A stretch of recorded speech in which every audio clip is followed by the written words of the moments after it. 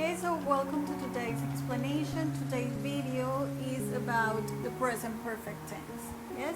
So first I want to start talking about when do we use this tense, okay? So basically this tense is used to talk about actions that started in the past and continue until the present time. So they started in the past, but they still have an effect on the present. For example, they have been married for 50 years. It means that they got married 50 years ago, but they are still married today, right? So that's what it means. Like the action started in the past 50 years ago, but they are still married today. So they have been married for 50 years. She has lived in Liverpool all her life. So the same. We have she been living in Liverpool since she was born until today. So she's still living, she's still alive, and she's in this place. Yes, in Liverpool. So you see, it starts in the past and it has an effect on the present.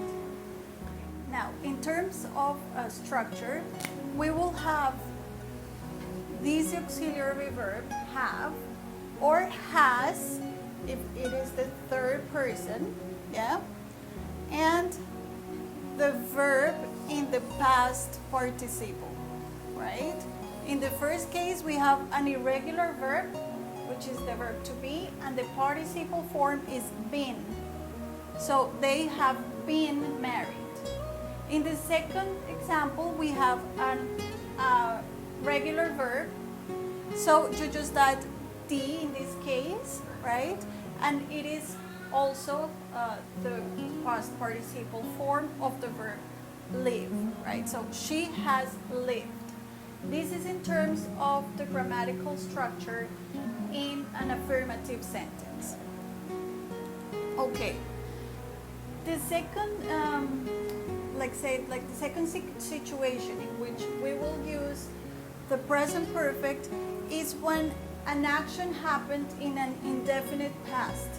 We don't really know in what moment, in what exact moment of the past this action happened. So, for example, we have seen each other before. So, at some point in the past, they had already seen each other, right? So it's not important when, in this case, it's just the action happened in the past, right? So this is one example about this situation. Another example is to talk about experience until the present moment, yes? So until today, what experiences have I had? So I can say, I've seen this movie before. So you already saw the movie at some point in the past. So you say in the present tense like, hey, I've seen this movie. And until now, for example, in this case, he has written 3 books. It doesn't mean he cannot write any more books. Yes, it is very possible. Maybe this person is going to write more books in his life. But until this moment, he has written 3 books, okay? Now, related to talking about experience, we have 2 words, ever and never. So we use ever to talk about an experience so far. So far means until now. So for example, my last birthday was the worst I've ever had, right? So until this moment, my last birthday was the worst.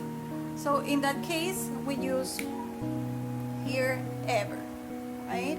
Now, never can be used to make a negative sentence, but not using the structure of the negative sentence. But when I say, I've never been to Punta Gallinas, it means like, yes, I haven't been to this place until this moment, right? So it can be used for the negative. That is very important to know that it has a negative connotation. Never. And look where it is located. Ever and never. Ever is between the auxiliary here and the past participle form. And here, the same. We have the auxiliary before never, and we have the past participle form after never. Okay, this is in terms of the grammatical structure. Okay, now I want to clarify the use with one verb that we tend to confuse in English because we're Spanish speakers, and is when we want to say that alguien ha ido a un lugar.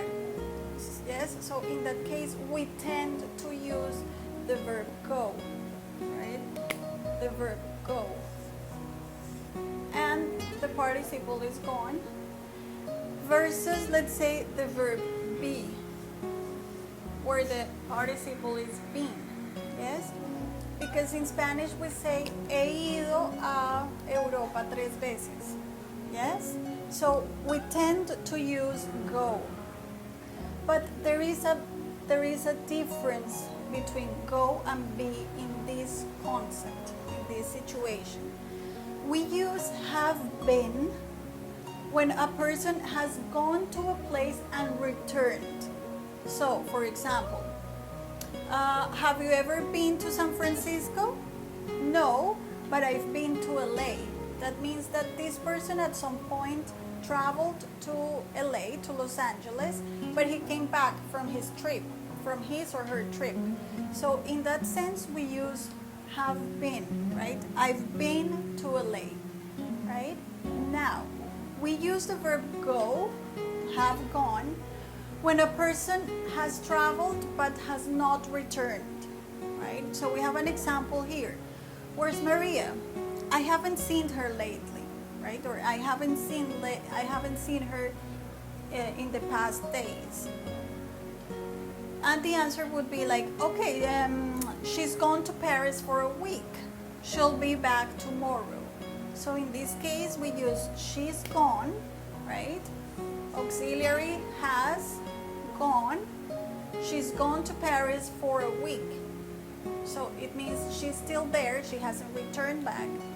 She hasn't returned. So we use in this case gone, right? So whenever you want to talk about the experience of having traveled to a different place and you want to ask where, you can say is, oh, where have you been? Where have you been to? And in that case, you can talk about that. Okay, so that is something we need to keep in mind because we tend to confuse the use of these two verbs. Okay, so that is all for the first video regarding like the generalities of the present perfect tense. If you have any questions, I will be very glad to answer them in class, and we will continue with the practice. Thank you and bye. See you in class.